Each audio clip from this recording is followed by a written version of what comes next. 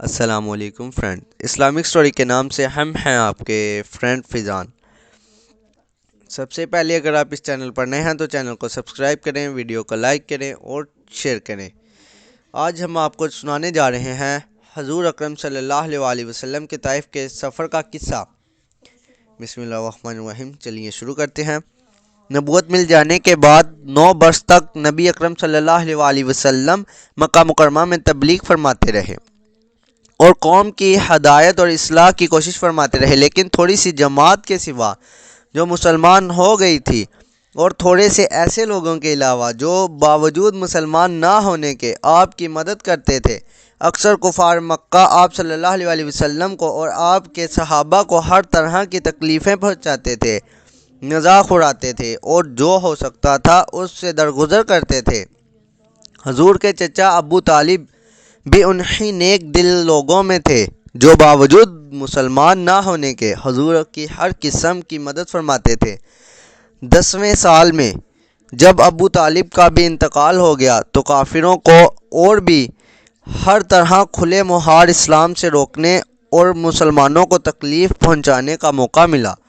حضور اقدس صلی اللہ علیہ وسلم اس خیال سے طائف تشریف لے گئے کہ وہاں قبیلہ ثقیف کی بڑی جماعت ہے، اگر وہ قبیلہ مسلمان ہو جائے تو مسلمان کو ان تکلیفوں سے نجات ملے اور دین کے پھیلنے کی بنیاد بڑھ جائے۔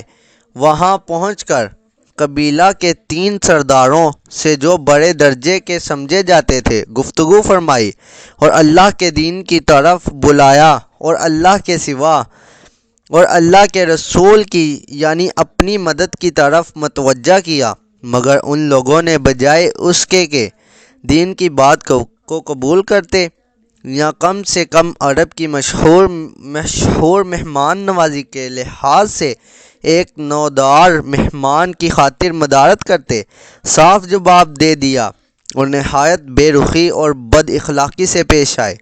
ان لوگوں نے یہ بھی گوارا نہ کیا کہ آپ صلی اللہ علیہ وسلم یہاں قیام فرما لیں۔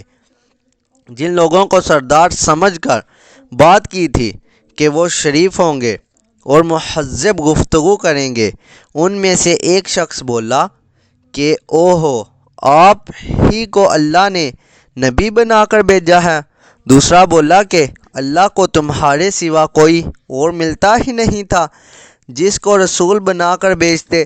تیسرے نے کہا کہ میں تجھ سے بات کرنا نہیں چاہتا، اس لیے کہ اگر تو واقعی نبی ہے جیسا کہ دعویٰ ہے تو تیری بات سے انکار کر دینا مصیبت سے خالی نہیں، اور اگر جھوٹ ہے تو میں ایسے شخص سے بات کرنا نہیں چاہتا۔ نعوذ باللہ، یہ کتنا برا ہے۔ اس کے بعد ان لوگوں سے نا امید ہو کر حضور اکرم صلی اللہ علیہ وسلم نے اور لوگوں سے بات کرنے کا ارادہ فرمایا کہ آپ صلی اللہ علیہ وسلم تو ہمت اور استقلال کے پہاڑ تھے، مگر کسی نے بھی قبول نہ کیا، بلکہ بجائے قبول کرنے کے حضور صلی اللہ علیہ وسلم سے کہا کہ ہمارے شہر سے فوراً نکل جاؤ اور جہاں تمہاری چاہت کی جگہ ہو وہاں چلے جاؤ۔ حضور اکرم صلی اللہ علیہ وسلم جب ان سے بالکل مایوس ہو کر واپس ہونے لگے تو ان لوگوں نے شہر کے لڑکوں کو پیچھے لگا دیا کہ آپ صلی اللہ علیہ وسلم کا مذاق اڑائیں، تالیاں پیٹیں، پتھر ماریں، حتیٰ کہ آپ صلی اللہ علیہ وسلم کے دونوں جوتے خون کے جاری ہونے سے رنگین ہو گئے۔ حضور اقدس صلی اللہ علیہ وسلم اسی حالت میں واپس ہوئے۔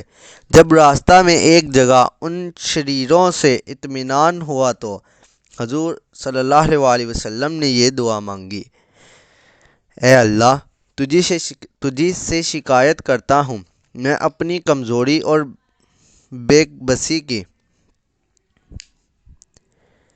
اور لوگوں میں ذلت اور رسوائی کی۔ اے الرحمن الرحیم، تو ہی صنعفار کا رب ہے، تو ہی سب کا رب ہے اور تو ہی میرا پروردگار ہے، تو مجھے کس کے حوالے کرتا ہے؟ کسی اجنبی بیگانہ کے جو مجھے دیکھ کر ترس ہوتا ہے۔ مجھ پر قابو دے دیا۔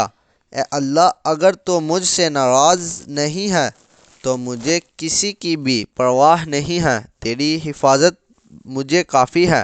میں تیرے چہرہ کے اس نور کے طفیل جس سے تمام اندھیریاں روشن ہو گئیں اور جس سے دنیا اور آخرت کے سارے کام درست ہو جاتے ہیں، اس بات سے پناہ مانگتا ہوں کہ مجھ پر تیرا غصہ ہو یا تو مجھ سے ناراض ہے۔ تیری ناراضگی کا اس وقت تک دور کرنا ضروری ہے جب تک تو راضی نہ ہو۔ نہ تیرے سوا کوئی طاقت ہے نہ قوت۔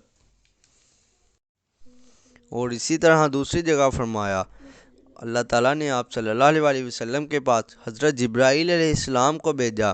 انہوں نے آ کر سلام کیا اور عرض کیا کہ اللہ تعالیٰ نے آپ کی قوم کی وہ گفتگو جو آپ سے ہوئی سنی اور ان کے جوابات سنے، اور ایک فرشتہ کو جس کے متعلق پہاڑوں کی خدمت ہے آپ کے پاس بھیجا ہے کہ آپ جو چاہیں اس کو حکم دیں۔ اس کے بعد اس فرشتہ نے سلام کیا اور یہاں پر ہم کرتے ہیں اس قصے کا آغاز۔ ہم بہت معذرت سے کہتے ہیں کہ ابھی ہم اس چینل پر نئے ہیں، اس لیے کچھ غلطیاں نکلتی ہیں، ہم اسے آگے درست کرنے کی کوشش کریں گے۔ اگر آپ کو فرینڈز کوئی سمجھ نہیں آئی، اندر کوئی بات ایسی کر دی، کسی کی سمجھ نہیں آ رہی، آپ کمنٹ میں میسج کریں، ہم اس کا آپ کو تفصیل سا جواب دیں گے، اور انشاءاللہ آپ کو آگے ہم قصے سارے بتائیں گے اسلام کے۔ آپ سنیں گے، آپ کو مزہ آئے گا، آپ کو پتہ چلے گا کہ کیسے کیسے شہادتیں دی ہیں ہمارے بڑوں نے، ہمارے حضور